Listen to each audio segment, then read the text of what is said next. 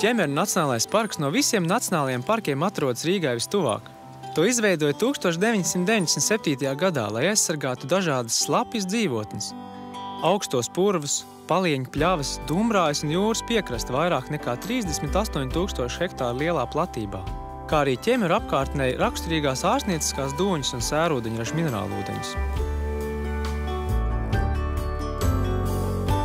Lielais ķemeru tīrelis ir viens no lielākajiem augstajiem purviem Latvijā. Tā platība pārsniedz 50 kvadrātkilometrus. Ķemeru tīrelī purva lāmas un akači veido daudzveidīgi ezeriņa ainavu. Purvā ir ļoti augsts mitruma līmenis.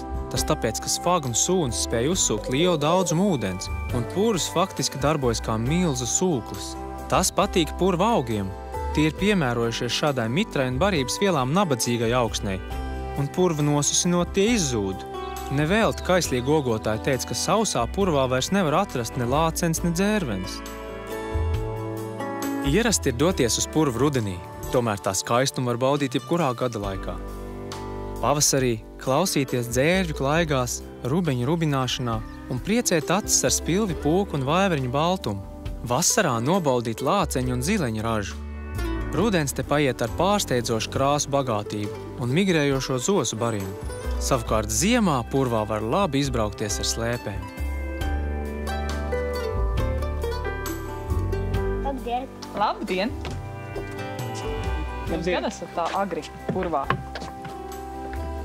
Laikam zinājāt, ka purvā viskaistāk Jā, ir tieši no rīta. no rīta smuka purvā. Jā, vakaros arī smuki. Kas vakaros notiek purvā? Tagad rudeņos vakaros purvā notiek viens no skaistākajiem priekšnesumiem, kādu Latvijas daba spēj piedāvāt, proti šeit laižās nakšņot zosas, migrējošās, tūkstošiem. Šeit tagad rudeņos var novērot, dzirdēt, redzēt zosis, dzērves. Mēs šorīt, kad nācām tālumā, taisa dzirdējām dzērves, dzirdējām arī rubeņus. Purva putni ir ļoti tramīgi, un tos vērot var tikai pa gabalu. Savukārt daži no tiem, piemēram, šis dzeltenais tārtiņš, tā pielāgojies purva augu krāsai, ka to grūti pamanīt. Ķemeru tīrelī migrācijas laikā mīt tūkstošiem dzērvju un zosu. Te līgzdo purva tilbītes, dzērves, rubeņi un lielās čakstes. Tīrelis ir īsta putnu paradīze.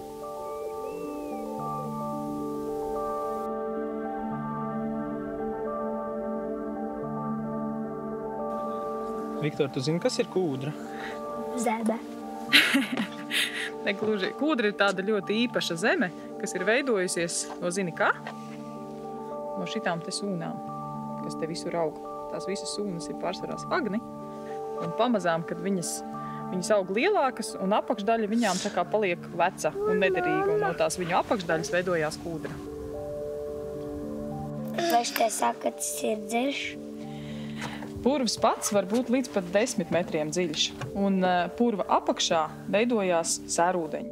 Sērūdeņi veidojas ļoti dziļi zem zemes, vietā, kur purva kūdras slānis satiekas ar dolomītu. Sērūdeņi izplūst virspusē pie ķemeriem un vairākās vietās ķemeru apkārtnē, kā piemēram Raganu purvā. Tieši šie specifiskie ūdeņi padara ķemeru apkārtnes purvus īpašus un atšķirīgus no citiem augstajiem purviem Latvijā. Arī tev šķiet, ka Ķemeru Nacionālajā parkā ir tikai purvs? Tā gluži nav. Pēc parka vides inspektors Agneses Balandiņas ieteikumu devāmies uz meža māju Ķemeros, kur atrodas parka apmeklētāju centrs. Pa ceļam izbraucam cauri pašiem ķemeriem. Tagadējā Jūrmalas nomalē redzam dažviet saglabājušās greznas koku mājas. Tās tapušas laikā, kad Ķemeri bija nozīmīgs kūrorts. Te aizvien ir rodama kūrorta pamatvērtība, dziednieciskie ūdeņi un dūņas. Tās ir nozīmīgas arī Eiropas mērogā. Tik tuvu jūrai citviet tās nevar atrast. Nobraucam arī gar slaveno Ķemeru sanatoriju, iespaidīga ēka. Ines teica, ka labprāt izbaudītu kādu dūņu procedūru. To tagad var izdarīt tikai Jaunķemeru sanatorijā. Toties pašos Ķemeros nobaudījām savdabīgo un ļoti veselīgo sēravotu ūdeni. Esam nokļuvuši Ķemeru Nacionālā parka apmeklētāju centrā. Šajā nacionālā romantisma stilā celtajā ēkā 20. gadsimta 30. gados atradies restorāns Jautrais ods. ļoti iecienīta tā laika smalko aprindu atpūtas vieta. Savukārt padomju laikos te atradās bērnu sanatorija, no kuras ēka saglabājusi Meža mājas vārdu. Dzīve Meža mājā turpinās. Jau vairāk nekā 15 gadus te saimnieko dabas aizsardzības speciālisti un notiek visdažādākie dabas izglītības pasākumi un semināri un dabas skolas nodarbības bērniem. Te parka viesi var iegūt informāciju par apskates objektiem, turismu pakalpojumiem un laika pavadīšanas iespējām. Novērtējām arī 2013. gadā Meža mājā atvērto jauno dabas izglītības centru un īpaši tā interaktīvo ekspozīciju. Kas šī izstāde? No rīta mēs visi draudzīgi bijām Purvā. Tur jūs varējāt iepazīties ar ko visiem Ķemeru Nacionālajais parks saistās no kā visvairāk. Bet šī izstāde ļoti uzskatām parāda to, ka patiesībā ar Purvu stāsts par Ķemeru Nacionālo parku tikai sākās. Un šī izstāde ir kā tāds neliels Ķemeru Nacionālā parka vizuālais modelis. Pirms mēs izstaigājam, ir iespēja izstaigāt Ķemeru Nacionālo parku tādā samazinātā veidā un uzzināt par katru no vietām kaut ko vairāk. Pēc tam ir iespēja pašiem dot pravā un to visu apskatīties. Parka darbinieki pastāstīja, ka uz Meža mājas apkārtni noteikti vajagot atbraukt pavasarī, kad blakus esošajā Dumbrājā zied purenes un sāk plaukt lapas. Dumbrājā mīt teju visi pie mums sastopamie dzeņi. Arī Ķemeru Nacionālā parka simbols – baltmugurdzenis. Dumbrāji regulāri aplūst, un daba tam ir pielāgojusies. Koki aug uz ciņiem, bet lielais mitrums un tā radītā koku trūdēšana daudzām sugām itin labi patīk. Mitrajā koksnē aug sēnes un ķērpji. Te dzīvo dažādi kukaiņi, no kuriem savukārt pārtiek dzeņveidīgie putni. Viens no parka apmeklētāja iecienītiem objektiem ir Dunduru pļavas, kas atrodas uz rietumiem no lielā Ķemeru tīreļa. Padomju laikā daudzas nelielas upes Latvijā iztaisnoja. Tas noplicināja ainavu, samazināja dabas daudzveidību un pavasara palu laikā radīja plūdus upju lejtecēs. Tā notika arī ar parka teritorijā esošo Slampas upi, taču tagad pēc 2005. gadā veiktās upes izlīkumošanas Slampa tek pa dabiskāku plūtni. Palu ūdeņi pļavās sanes daudz barības vielu, tādēļ vasarās te aug lekna zāle. Agrāk šādās pļavās vāca sienu un ganīja lopus, bet ja to nedara, tad pļavas aizaug ar krūmiem. Tāds liktenis piemeklētu arī Slampas upes palieni, un lai tas nenotiktu, te tagad atvēlēts ganīties zirgiem un govīm.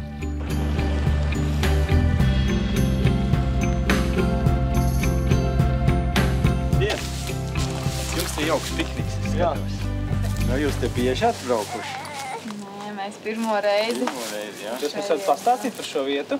Nu, varu, jā. Jūs jau redzējāt tas zirgas govis. Mēs tā nevarējām saskatīt, tās ir savvaļas govis. Nu, jā, tā var uzskatīt, jo viņas visu gadu savvaļā dzīvo. Tas, viņiem iežogojums ir, jūs jau redziet, te apkārt drāžu žoks ir, bet viņas dzīvo te gan vasaru, gan ziemu, un nekādas kūts arī jūs redzat, te nav. Kādreiz Latvijā ir dzīvojuši savvaļā tauri un tarpāni, jā, tie ir govju un zirgu priekšteči, kas ir tāda dabas neatņemama sastāvdaļa bijusi. Palieņu pļavām ir liela nozīme migrējošo putnu dzīvē. Pavasarī tie šādās atklātās vietās nolaižas baroties un atpūsties. Savukārt pēc palu beigām te sarodas putni, kam līdzdošanai nepieciešams plašas pārredzams zālāja teritorijas. Atklātās pļavas ļoti patīk dažādām putnu sugām, kas pie mums vēl ir bieži sastopams, bet Eiropā jau kļuvušas krietni retas, piemēram, griezei.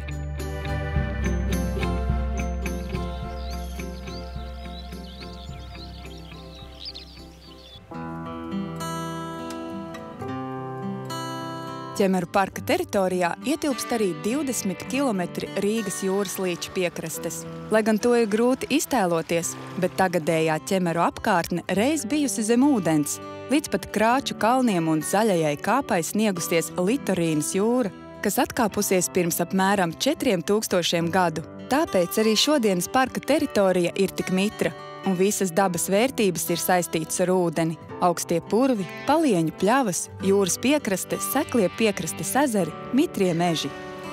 Jūras piekraste ir bijusi arī pirmā vieta, ko cilvēki apdzīvojuši pēc jau pieminētās Litorīnas jūras atkāpšanās.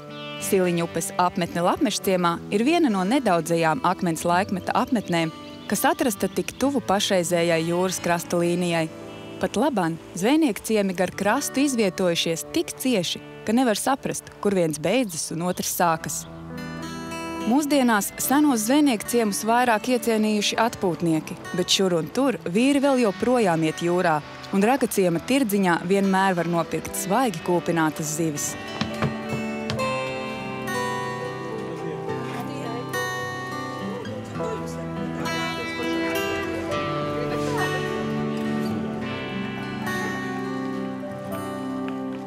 Ja domājam par pludmali un jūru, tās mums saistās ar patīkamu atpūtas vietu vasarās.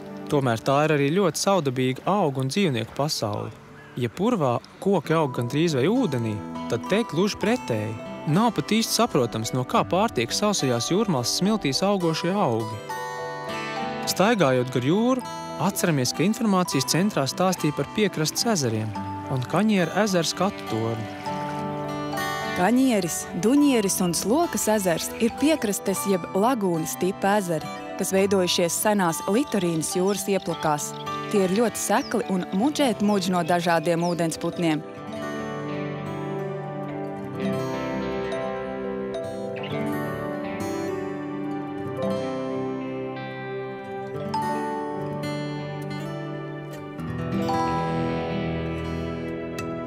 Šķiet, ka neesam vienīgie ar interesi par ezeru un putniem.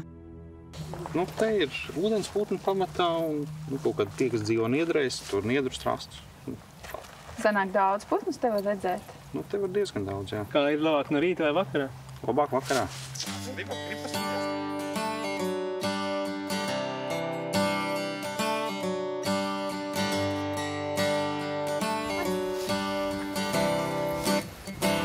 Dabas fotogrāfs Agris Krusts uz Kaņiera ezeru dodas diezgan bieži. Viņš mums pastāstīja, ka Kaņierī ir ko redzēt jebkurā laikā, kad ezeru neklāj ledus. Taču viens no labākajiem gadlaikiem putnu vērošanai ir rudens, kad caurceļošanas laikā ezerā vienlaicīgi var redzēt līdz pat 10 000 putnu. Kaņiera ezerā ligzdo lielie dumpi un baltie gārņi. Te atrodam lielākā jūras kraukļu kolonija Latvijā. Ezerā uzbūvētā pontona laipa ļauj apmeklētājiem doties cauri lielajam niedrājam, mēģinot saklausīt un saskatīt kādu no niedrājā dzīvojošiem putniem. Diena ir izdevusies piesātināta un daudzveidīga, gluži tāpat kā pats Ķemeru Nacionālais parks. Vērojot sauli nolaižamies Kaņiera ezerā, nolemjam, ka noteikti atbrauksim vēl kādu reizi.